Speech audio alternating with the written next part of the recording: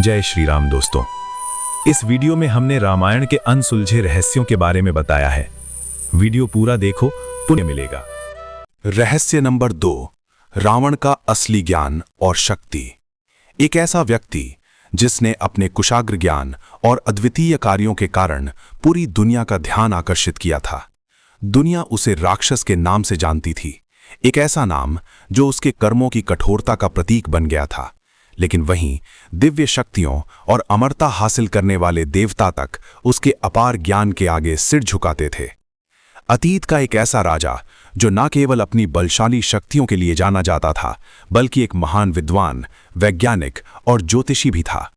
उसकी शिव भक्ति अतुलनीय थी और उसके पास देवताओं का समान अधिकार था। अब सवाल उठता है कि अगर रावण इतना महान था, तो इतिहास का सबसे बड़ा खलनायक वो कैसे बन गया? उसके द्वारा शासित नगरी लंका एक समृद्धि का स्वर्ग थी, जिसे सोने की नगरी भी कहा जाता था। इसे देखते हुए कल्पना कीजिए उन दीवारों का जो सिर्फ बेहतरीन वास्तुकला नहीं, बल्कि अपने सोने के चादरों के कारण चकाचौंध करती थीं। उसके संसाधनों की कहानी हर रास्ते पर मिलती थी, और इस संपत्ति के मालिक और शासक थे दशानन रावण, 10 सिर वाले राक्षस जिसे दशानन कहा जाता था। दरअसल क्या ये 10 सिर वास्तविक रूप में अस्तित्व में थे, या ये उसके ज्ञान का प्रतीक मात्र थे? मान्यताएं कहती हैं कि रावण के 10 सिर उसके 10 प्रकार के ज्ञान की परिणति को दर्शाते थे, अर्थात 4 वेद और 6 शास्त्र। वो एक ऐसा विद्वान था जिसने वेदों का गूढ़ अध्ययन किया था और ज्योतिष, आयुर्वेद, संगीत और तंत्र विद्या में असाधारण महारत हासिल की थी। इतिहास के पन्नों में और ग्रंथों में दर्ज है कि रावण ने रावण संहिता नामक ग्रंथ की रचना की, जिसमें ज्योतिष, भविष्यवाणी और अदृश्य शक्तियों के रहस्य आधारित सिद्धांत थे। मगर उसका ज्ञान केवल इसके सीमाओं तक नहीं थमा। रावण एक महान शिव भक्त भी था, जिसने भगवान शिव को प्रसन्न करने के प्रयास में असंभव तपस्या की थी। उसकी तप इतनी कठोर थी कि उसने अपने ही सिर एक एक करके अर्पित कर दिए थे। किंवदंती है कि जब उसने दशम सिर भी काटने की तैयारी की, तो भगवान शिव प्रकट हुए और उसे अमरता के वरदान देने के साथ साथ असीम शक्तियों और दिव्य अस्त्रों का ज्ञान प्रदान किया। उसे मिला चंद्रहास नामक दिव्य खड्ग, जो अपने अजेयता के कारण प्रसिद्ध था। लेकिन रावण की सबसे खतरनाक शक्ति उसका ज्ञान नहीं, बल्कि उसकी अहंकार थी। एक कहावत है कि जब ज्ञान विनम्रता के साथ हो तो शक्ति बनता है, लेकिन वही ज्ञान यदि अहंकार में बदल जाए तो विनाश का कारण बन जाता है। रावण केवल एक योद्धा नहीं था, बल्कि वो एक कुशल राजनीतिज्ञ और वैज्ञानिक भी था। कुछ कथाओं का दावा है कि पुष्पक विमान, एक अद्भुत उड़ने वाला यंत्र जो बिना पायलट के मन की गति से चलता था, रावण के पास थी। ये मात्र एक कल्पना थी या प्राचीन भारत की उन्नत तकनीक का संकेत? उसका पुत्र मेघनाद भी ऐसी विभिन्न विद्याओं में पारंगत था कि वो अदृश्य होकर युद्ध कर सकता था। इतने अपार ज्ञान और इतनी शक्ति के बावजूद रावण हार गया। क्यों? क्योंकि उसने एक आदर्शहीन गलती की, एक ऐसी हरकत जिसने उसकी सारी महानता को घटा दिया। उसने सीता का हरण किया। परंतु क्या यह सिर्फ अपहरण था, या इसके पीछे भी कोई गहरा कारण था? कुछ विद्वान मानते हैं कि रावण ने कभी सीता को छुआ तक नहीं, क्योंकि वो जानता था कि ये उसके विनाश का कारण बन सकता है। उसने सीता को अशोक वाटिका में रखा, जहां वो हर दिन उन्हें मनाने के प्रयास करता रहा, लेकिन कभी उनकी मर्यादा का उल्लंघन नहीं किया। यहां एक और रहस्य छिपा है। यदि रावण इतना ज्ञानी था, तो क्या उसे अपने अंत की पूर्व जानकारी थी? कहा जाता है कि रावण को पहले से पता था कि उसका अंत भगवान राम के हाथों होगा, पर फिर भी उसने वही मार्ग चुना। क्यों? शायद क्योंकि वो अपने ही अहंकार से हार चुका था, या शायद क्योंकि ये सब एक दिव्य योजना का हिस्सा था। राम और रावण का युद्ध केवल 2 व्यक्तियों के बीच का युद्ध नहीं, बल्कि अहंकार और धर्म के बीच की लड़ाई थी। रावण के पास सब कुछ था, ज्ञान, शक्ति, संपत्ति, लेकिन उसके पास संयम की कमी थी, और यही उसकी सबसे बड़ी कमजोरी बन गई। जब राम ने उसे युद्ध में पराजित किया, तो उन्होंने लक्ष्मण से कहा, जाओ और रावण से ज्ञान प्राप्त करो, क्योंकि वो एक महान विद्वान है। यही बतलाता है कि परिस्थिति कितनी ही घटिया क्यों ना हो, सच्चाई ये है कि जब ज्ञान का उपयोग सौहार्द से नहीं किया जाता, तब ये हमें अहंकार के रूप में हमें परास्त कर देता है। रावण की कहानी हमें एक महत्वपूर्ण संदेश देती है कि अगर ज्ञान का सही उपयोग नहीं किया जाए तो ये विनाश का कारण बन सकता है। वो बुरा पैदा नहीं हुआ था, बल्कि अपनी ही शक्तियों का शिकार बन गया, और अंत में जिस ज्ञान ने उसे महान बना दिया, वही अहंकार ने उसे इतिहास का सबसे बड़ा उदाहरण बना दिया कि इंसान को हराने के लिए कभी-कभी दुश्मन की जरूरत नहीं होती, उसका अपना अहंकार ही काफी होता है।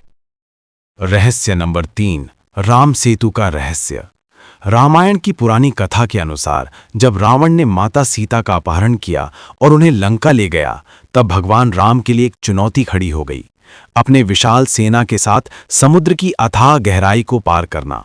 उनके सामने एक विशाल और कठिन बाधा थी, समुद्र की अनंत विस्तार, जिसे पार कर पाना संपूर्णता में असंभव प्रतीत हो रहा था।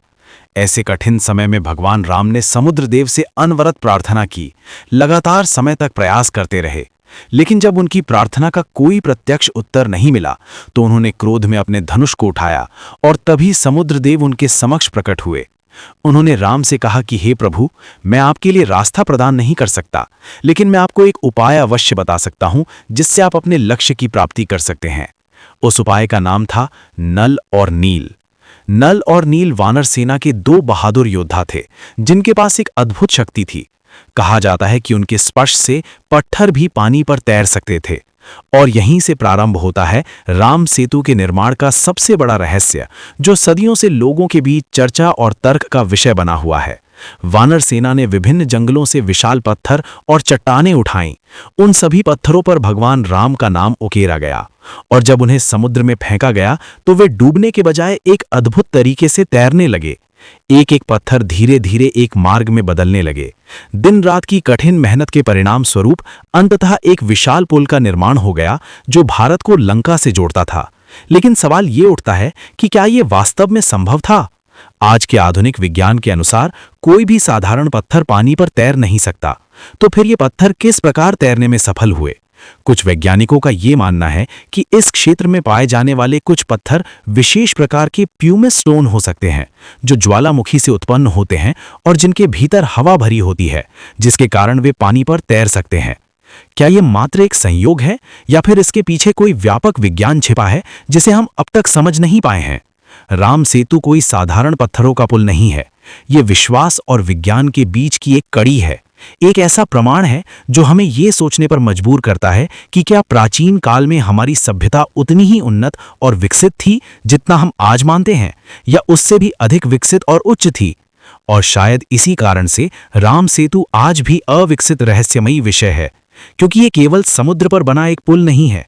ये समय, आस्था और विज्ञान के बीच खींची गई एक अद्वितीय रेखा है, जिसे समझना आज भी हमारे लिए उतना ही कठिन है जितना हजारों साल पहले था।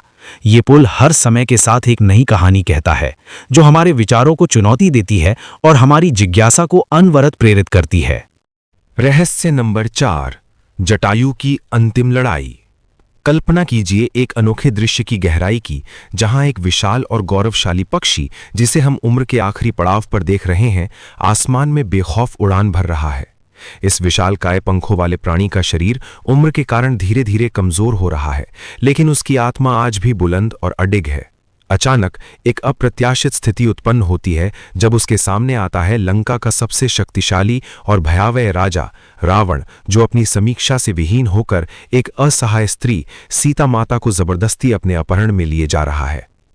एक बूढ़ा पक्षी जिसकी चाल और सहन शक्ति उम्र से प्रभावित हो चुकी है, और एक महाशक्तिशाली राक्षस जिसका शक्ति और अधिकार अभी भी अपने चरम पर है।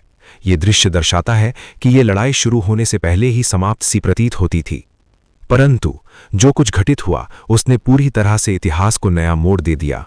जंगल के घने पेड़ों के ऊपर जहां हवा अत्यंत वेग से बह रही थी, उसी वातावरण में सीता माता की चीख हवा में गूंज रही थी, हे राम, हे लक्ष्मण। इस विकट समस्या के बीच रावण अपने दिव्य पुष्पक विमान में सीता को लेकर लंका की ओर प्रस्थान कर रहा था। उसके चेहरे पर एक विजयी मुस्कान बिखेर रही थी और उसकी आंखों में अभिमान का ठहराव था। इस दौरान अचानक आकाश में एक छाया उभर कर सामने आई। वो शूरवीर छाया और कोई नहीं बल्कि जटायु था, एक विशाल गिद्ध जो सिर्फ एक साधारण पक्षी नहीं था। वो अयोध्या के प्रतिष्ठित राजा दशरथ का परम मित्र और राम का समर्पित संरक्षक था। जब जटायु ने सीता को इस संकटग्रस्त अवस्था में देखा तो उसका हृदय मानो क्रोध और साहस से भर गया। बिना एक पल गवाए उसने रावण को ललकारते हुए कहा, रावण ठहर जा, तू जो कर रहा है वो एक स्त्री का अपहरण है, ये घोर अधर्म है। रावण की ओर से एक हंसी का ठहाका गूंजा। उसके लिए एक बूढ़े पक्षी की ये चुनौती केवल एक मजाक की तरह थी। उसने व्यंग्यपूर्वक कहा, तू मुझे रोकेगा? क्या तू जानता भी नहीं कि मैं लंका का सर्वशक्तिमान राजा रावण हूं? तथापि जटायु ने हार मानने से इनकार कर दिया। उसके लिए ये केवल युद्ध नहीं था, बल्कि धर्म और अधर्म के बीच की निर्णायक टक्कर थी। और फिर आकाश में एक अद्वितीय और भयानक युद्ध की शुरुआत हुई। जटायु ने अपनी संपूर्ण शक्ति के साथ रावण पर प्रतिआक्रमण किया। उसके विशाल पंख हवा को चीरते हुए आगे बढ़े और उसके पहने पंजों ने रावण के रथ पर जोरदार प्रहार किया। पुष्पक विमान की स्थिरता अचानक बिगड़ गई और रावण पहली बार चौंका। एक वृद्ध पक्षी से इतने साहस और शक्ति की वो उम्मीद नहीं कर रहा था। जटायु ने सीता को मुक्त करने के लिए अपनी संपूर्ण ऊर्जा और साहस का प्रयोग किया। उसने रावण के रथ की रस्सियों को तोड़ दिया, घोड़ों को घायल कर दिया और एक क्षण ऐसा प्रतीत हुआ जैसे वो विजय के निकट पहुंच गया हो। लेकिन रावण कोई साधारण योद्धा नहीं था। उसने अपने दिव्य अस्त्र निकाले और संपूर्ण शक्ति के साथ जटायु पर वार किया। जटायु बुरी तरह घायल हो गया, उसके पंख कट गए, लेकिन उसके अंदर हार का कोई स्थान नहीं था। उसने पुनः उठकर संघर्ष किया। उसकी सांसें तेज हो रही थीं, शरीर कमजोर पड़ रहा था, लेकिन उसका हौसला अब भी अडिग और अदम्य था। ये लड़ाई अब केवल शरीर की नहीं, आत्मा और संकल्प की भी बन चुकी थी।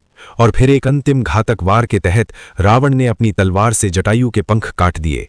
जटायु चोटिल होकर नीचे गिरने लगा, आसमान से धरती की ओर। सीता माता की आंखों में आंसू छलक आए। उन्होंने जटायु की ओर देखा, एक योद्धा जो अपने बलिदान से उनके लिए अपनी जिंदगी दे रहा था। घायल लहूलुहान जटायु जमीन पर गिर पड़ा, लेकिन उसकी आंखों में अब भी संतोष था, क्योंकि उसने अपने धर्म का निर्वाह किया था। रावण ने सीता को लेकर अपनी उड़ान पुनः जारी रखी और जंगल में एक बार फिर सन्नाटा छा गया। कुछ समय बाद उस स्थान पर राम और लक्ष्मण पहुंचे। जब उन्होंने जटायु को उस हालत में देखा तो उनके हृदय टूट गए। राम ने जटायु को अपनी गोद में लेकर पूछा, यह सब किसने किया? जटायु ने अपनी कमजोर आवाज में उत्तर दिया, रावण सीता को लेकर लंका की ओर चला गया। ये कहते ही उन्होंने अपनी अंतिम सांस ली। राम की आंखों से आंसुओं की धारा बह चली। वे जटायु को गले लगाकर बोले, आज मैंने एक सच्चे मित्र के रूप में अपने पिता को खो दिया। राम ने स्वयं जटायु का अंतिम संस्कार किया और उसे वो सम्मान दिया जो एक सच्चे योद्धा को मिलता है। ये घटना केवल एक युद्ध नहीं थी, ये एक अद्वितीय और निस्वार्थ बलिदान था। रहस्य नंबर 7 और पाताल लोक की कहानी। कल्पना कीजिए एक ऐसा प्राचीन काल की जब देवी देवताओं की गाथाएं रोजाना सुनाई जाती थीं और मानवीय सीमा को पार करने वाली घटनाएं हमारी कल्पना की पराकाष्ठा को पार करती थीं। ऐसी दुनिया की कल्पना कीजिए जो हमारी नजरों की पहुंच से कहीं दूर, न केवल दूर बल्कि पूरी तरह से अदृश्य हो, जो दृश्य की परिधि के परे छिपी हो। ये एक ऐसी दुनिया है जहाँ का हर कोना अंधकार में डूबा है। धरती के नीचे एक ऐसा स्थान जो हमेशा रात के आवरण में लिपटा रहता है और जहाँ कभी भी सूर्य की तीखी और उज्जवल किरणें जमीन से मिलन कर पाने में विफल रहती हैं। ये जगह थी पाताल लोक। अंधकार का ये साम्राज्य अपने भीतर अनगिनत रहस्यों को समेटे हुए है। उसी में से एक रहस्य ऐसा था जो कभी स्वयं भगवान राम और उनके भाई लक्ष्मण को भी अपनी गिरफ्त में ले चुका था। राम और रावण की लड़ाई अपने उत्कर्ष पर थी और लंका की भूमि चारों तरफ दहक रही थी। हर दिन की तरह एक नई रणनीति, एक नई चुनौती विद्यमान थी, जैसे युद्ध एक जटिल शतरंज का खेल बन चुका हो। रावण युद्ध स्थिति को समझ चुका था और वो जानता था कि भगवान राम को पराजित करना मामूली बात नहीं थी। उसने अपने सबसे मजबूत और घातक साझेदार को बुलाया। वो था अहिरावण, पाताल लोक का कुख्यात सम्राट, तंत्र मंत्र और मायावी शक्तियों का अलौकिक ज्ञाता, जो एक ऐसा राक्षस था जिसकी ताकत इस ग्रहण की छाया से आती थी। उसकी अतुलनीय शक्ति और अभूतपूर्व मायाजाल उसे औरों से अलग बनाते थे।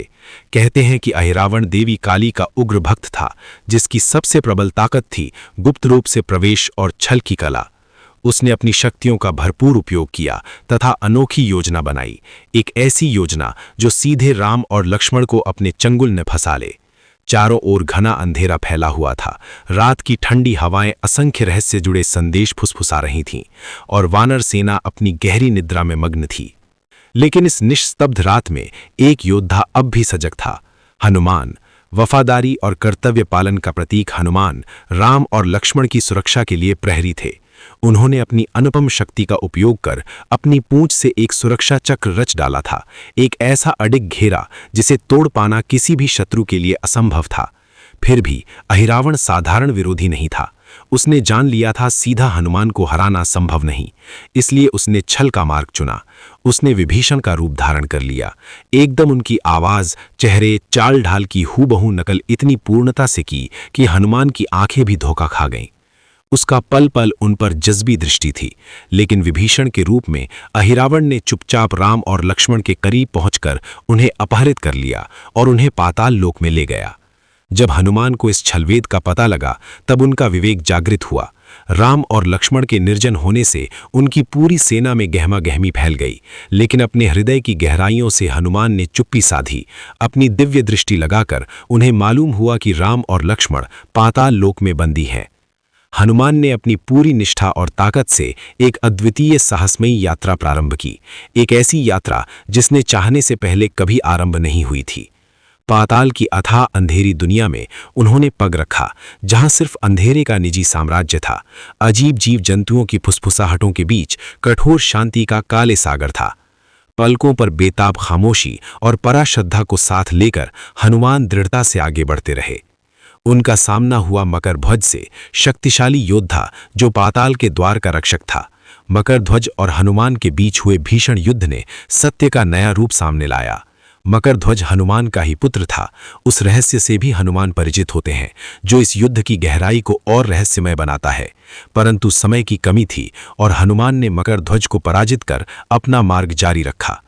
अहिरावण एक विशाल यज्ञ की तैयारी कर रहा था, जिसमें राम और लक्ष्मण की बलि दी जानी थी। समय के स्वरूप ने उसकी गति पर उतार लिया था।